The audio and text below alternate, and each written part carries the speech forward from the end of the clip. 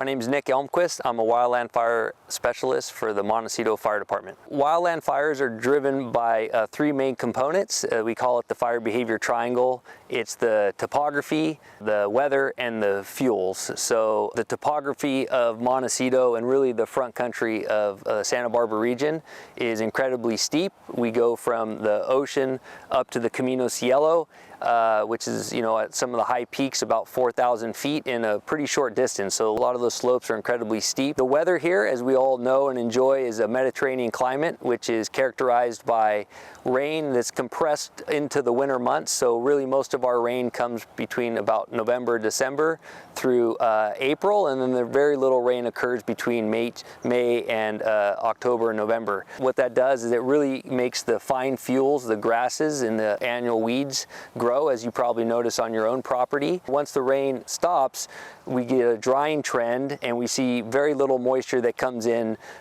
for several months. And then what that does is dries out the fuels. And so our chaparral ecosystem is what you see here on our hillsides. Those have adapted to this sort of climate, and so they start losing their moisture and they become very dry, especially in the fall months. One of the things that's unique about the front country of Santa Barbara are these very strong northerly downsloping winds that we refer to sundowners. They often occur most frequently in the spring and in the fall, although they will occur occasionally in the summer. But they're often most problematic in the fall because our fuels, like I just mentioned, are at their driest conditions. And then when you combine that with strong downsloping sundowner winds, that's when we get our most catastrophic fires, the notable fires, the T Fire, the Montecito Fire, and even the Thomas Fire of 2017.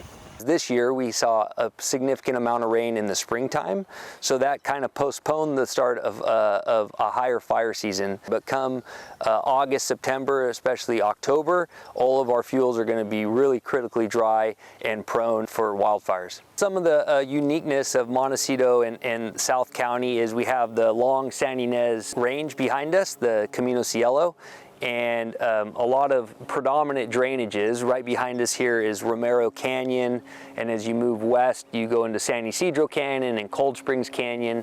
And what often happens in these canyons, A, it's really steep, but B, they draw the wind. So when you get these strong northerly winds, they're aligned with these predominant canyons. So you get very strong downsloping winds in these canyons. And because of the steepness, once you get a fire that's established in these areas, they're very difficult, if not impossible, to access. So you're very heavily reliant on aircraft. Oftentimes, if it's too windy, the aircraft can't fly.